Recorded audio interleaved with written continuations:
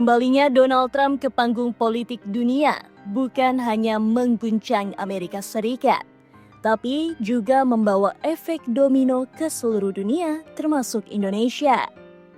Kebijakan tarif impornya yang agresif mulai terasa dampaknya.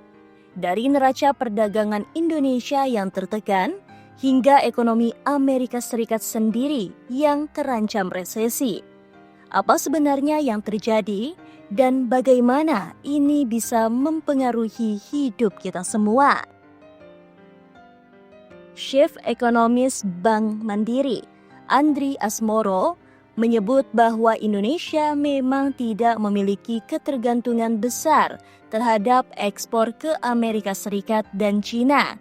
Namun, karena dunia kini saling terhubung melalui rantai pasokan global, perang dagang Amerika Serikat-China tetap berdampak negatif terhadap ekspor Indonesia.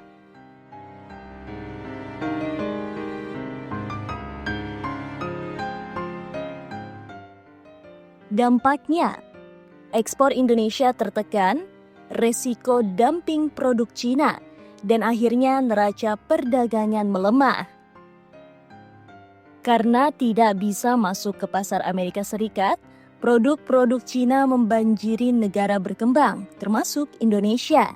Akibatnya produk dalam negeri tersaingi habis-habisan. Industri lokal bisa tergilas kalau tak siap bersaing dari segi harga maupun kualitas. Tak hanya perdagangan, investasi asing pun ikut terpengaruh. Karena ekonomi Cina melambat, investor global lebih hati-hati. Dan ini bisa menyebabkan aliran modal keluar dari Indonesia. Namun, ada juga peluang. Perusahaan Amerika Serikat bisa mencari alternatif baru untuk relokasi pabrik ke negara dengan suku bunga rendah, termasuk Indonesia. Pasar keuangan ikut goyah. Investor yang cemas memilih menarik dana. Akibatnya, rupiah melemah, saham-saham anjlok, dan sektor-sektor tertentu mengalami pelemahan kredit. Perbankan Indonesia ikut terkena getahnya.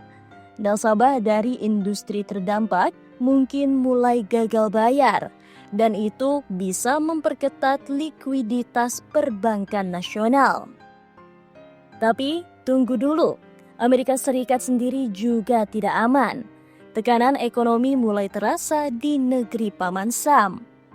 Ekonomi Amerika Serikat mencatat kontraksi 0,3% pada kuartal pertama 2025. Ini adalah kontraksi pertama sejak 2022. Lonjakan impor sebesar 41,3% justru memperlambat ekonomi. Perusahaan dan konsumen menimbun stok sebagai antisipasi terhadap tarif tinggi dari pemerintahan Trump. Tapi hasilnya, belanja konsumen melambat, belanja pemerintah turun tajam, hanya investasi tetap yang melonjak. Indeks keyakinan konsumen Amerika Serikat pun merosot tajam ke 86,0, terendah sejak Mei 2020. Yang paling mengkhawatirkan adalah indeks ekspektasi masyarakat, anjlok ke angka 54,4. Di bawah ambang batas resesi. Sektor manufaktur Amerika Serikat makin lesu. PMI manufaktur ISM turun ke angka 48,7 dan ini adalah bulan ketiga berturut-turut terjadi penurunan. Penyebab utamanya, tarif tinggi ala Trump telah meningkatkan biaya produksi, menciptakan ketidakpastian rantai pasokan, dan memicu pengurangan tenaga kerja. Tak cuma manufaktur, sektor retail dan konstruksi pun ikut goyah. Penjualan menurun, perekrutan karyawan melambat, dan proyek-proyek tertunda. Ekonomi Amerika Serikat kini berada di ambang resesi, dan seluruh dunia menahan nafas. Kebijakan tarif Trump yang keras memang dimaksudkan untuk melindungi ekonomi Amerika Serikat. Tapi kenyataannya, kebijakan ini justru mengguncang pasar global memicu ketidakpastian dan membuat investor enggan mengambil resiko. Untuk Indonesia, ini adalah peringatan. Ketergantungan terhadap perdagangan global bisa menjadi pedang bermata dua. Di satu sisi membuka peluang, di sisi lain menambah kerentanan. Bagi Amerika Serikat, kebijakan proteksionisme bisa jadi bumerang yang mempercepat laju resesi.